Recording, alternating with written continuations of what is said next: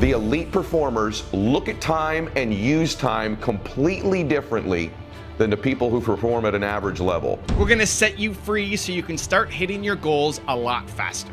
Set yourself a very small goal, but you meet it, and then you just keep going. You can do amazing things. Rise and shine, it's espresso time. I wake up every morning. Espresso keep me going. I wake up every morning. Grab your coffee and sip on today's message from Ed Mylett. Also, if you want to have more confidence, check out my free 254 Confidence series. The link is in the description below. You have to go build self-confidence. On a bigger macro, patience and failure, they all ladder up to one thing, which is insecurity. Let me tell you one thing I've noticed about all the max out performers that I've interviewed on my program and that I've known throughout my life for the last 30 years really in business, sports, entertainment, politics, you name it. The elite performers look at time and use time completely differently than the people who perform at an average level. The first thing I want to tell you about people who win, who max out, they are in a much bigger hurry than the people who are average. And I'm not kidding you when I say this. They're in a bigger hurry to get to their destination, to get to their outcome. Their pace is faster. They walk faster, they talk faster, and their expectation when they're going to arrive at their destination is sooner. This may seem like a very small, subtle thing, but I want you to evaluate how big of a hurry are you in? Because there's something to be said about how close you think you are to a goal and how fast you will run to get to the finish line. Let me give you an example of that. If you and I started out right now and we had a 26-mile marathon to run, right? In our minds, it was 26 miles. And we were gonna race each other. We would pace ourselves at a certain speed in order to maintain that speed because of the duration of the run.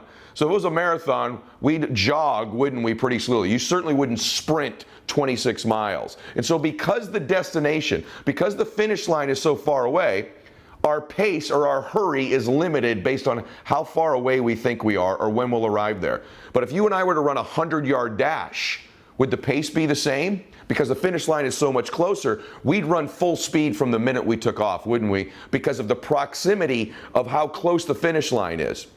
The people that win in life don't necessarily have more vision than you. See, it's not a lack of vision always that means that you are going to lose. It's a lack of a type of vision, which is depth perception. You think you're further away from the outcome, and so you pace yourself like it, and you jog all the time throughout your life. The people that win may have a bigger vision, but they have accurate depth perception. They understand how close their goals are, how close their outcome is, and they're constantly in a sprint to get there throughout their day. That means consequently, they get started earlier and they finish later. They get up earlier. Throughout the day, they're in a bigger hurry to get to the places they need to be because the finish line in their mind is so much closer. I cannot emphasize this enough to you, is just the pace and the way time shrinks for elite performers compared to the average. I'm telling you, the average performer can say the same things, read the same books, have the same schedule, yet the person who is in a bigger hurry throughout the day ends up winning the day, winning the week, winning the month, winning the year, and winning the life. You're not in a big enough hurry because you don't view patience and impatience properly. You were trained and conditioned with a perspective that does not serve you. Today, we're gonna break that. We're gonna set you free so you can start hitting your goals a lot faster. Most people are patient with themselves, but impatient with the results. I'll say that again. You're patient with yourself, but you're impatient with the results. You want the results to happen right away. You're impatient. Like, when am I gonna get these results? But you're patient with yourself. You'll give yourself a break. You'll let yourself down. Like, I'll do that tomorrow. You're patient with yourself, but you're impatient with the results. I want you to flip it. This is the perspective shift that if you understand and make in your business, your entire life will change. You need to flip it. You want to be patient with the results and impatient with yourself. You want to be patient with the results and impatient with yourself. Know that the results that you're after will take time. You're chasing down big goals. You're an entrepreneur. You want to do amazing things. It's going to take some time for that to happen. But the impatience you need to put on a daily basis is on yourself. Did you do the most that you can do today and every single day to move a little bit closer to achieving your goals? So look at my business as an example. My next goal is to hit 10 million subscribers on my main YouTube channel. That's a big goal. It's gonna take me a while to get there, right? It's not gonna happen tomorrow. No matter how much work I put in, no matter what I do, it's not happening tomorrow. It's gonna take some time. I get that. I'm patient with that. And I'm insanely impatient with myself. It's like, what can I do more today to get me closer to that goal? How can this video be the best video I've ever made? It may not come out, but it's my intention. You may not get that result every day, but it's my intention. If your intention was to every single day do the most you could do to move closer to your goal, man, you would get there so much faster. The problem is you're too patient with yourself. It's okay. I'll do it January 1st, right? New year. I'm gonna start fresh. January. I'll do it Monday. Start of the week. I can't do it now. It's a Thursday now. I can't do it now. I'll do it Monday. It's start of the week. I'm gonna start. That's the problem. If that's you, then the best thing you can do is right now. Right now. Instantaneously. The rest of today has to be amazing. And same thing for tomorrow. And same thing for tomorrow. Stop letting yourself off the hook. Stop saying it's okay, I'll get to that some other time. This is the problem why you're not accomplishing your goals faster. You're too patient with yourself. And then you're sitting there wondering, why am I not getting results? I've been doing this for 4 years and I haven't gotten results yet. You've been barely doing it. That's the problem. Doing something once a week, doing these starts and stops, you're never gonna hit your goal. It's gonna take you such a long time to get there. So don't be frustrated that it's taking time to get there. Be frustrated with yourself and the lack of effort that you're putting in to attack it. And change your identity. As soon as you start coming with that idea of I'll do that some other time, instantly stomp that out. Crush it. I'm doing that right now. And so I want to hit 10 million subscribers. It's going to take me some time. You might say, wow, you're growing quickly. Awesome. I think I'm growing slowly.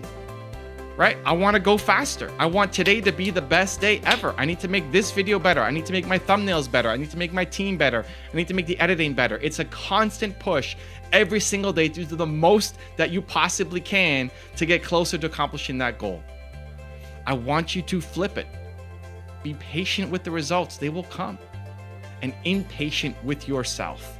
If you every day woke up and attacked your goal and were insanely impatient with yourself, and said, today has to matter. Today has to count. Today I'm gonna do something to move way closer to my goal than I ever thought possible. I'm gonna demand more of myself today. If you did that every day, holy cow, those goals are gonna pour in for you. And I'm cheering you on. So let's go super tactical for a minute. I want you to think about one thing that you've been putting off. One thing that you know you need to do. One thing that you know would move you a little bit closer to your goal. One thing you've been putting off. What's coming to mind right now? One thing that you have been putting off to say, I will get to that later. I will tackle that on Monday. And show yourself what you're made of. Make yourself proud today. The problem is we're not proud enough of our own effort. We're not proud of ourselves. It's not about proving it to anybody else. It's not about proving it to me or your parents or your family or anybody else. It's proving it to yourself. Being proud of yourself. And so my challenge for you today is, I want to go tactical. I want you to think about one thing that you have been delaying, that you've been putting off. I want you to tell me what that thing is in a comment below. And as soon as you press enter or send or whatever you press on YouTube to submit a comment, and then go do that thing. Or at least take a micro action on it to start building momentum and to start shifting your identity as you are somebody who is impatient with yourself. You're going to demand results from yourself on a daily basis. Now I've got a really special bonus clip that I think you're going to enjoy. But before that, question of the day, what's that one thing for you? What have you been putting off? Let me know, put in the comments below, and then go do it. How can people allocate a usable amount of time to things that they're passionate about, but that are ultimately going to take a long time to do? How do they keep that from being overwhelming? How do they make sure that they have success so they're not discouraged? Do you encourage people to think of their life in a year chunk, in smaller chunks? So if it's a big project like writing a book, you want to say in that year-end holiday letter that you wrote a book, well, then you can start breaking it down and putting things related to that on each week's priority list, right? So maybe this week you think, well, what step could I take toward doing that? Well, I'm going to write, just what is the thesis of my book? All right, I did that. Great. That's all I have to do. All right, the next week, I'm going to write maybe a couple chapters I think could be in that. Great, you've done it. The next week, you're going to start writing little outlines in each of those chapters. Okay, you've done that. Moving forward. You don't want to overwhelm yourself. You don't want to bite off more than you can chew, but if you are writing 1,500 words a week for the rest of the year, you're going to have a book at the end of it. And not a short one, actually. So it's these little things done repeatedly. If you only set yourself a very small goal, but you meet it, and then you just keep going, you can do amazing things. If you want more Ed Mylett, check out his video on the #1 success killer. The link is right there next to me. I think you'll enjoy it. Continue to believe, and I'll see you there. There's a thing in our culture that's killing our culture. It's killing success.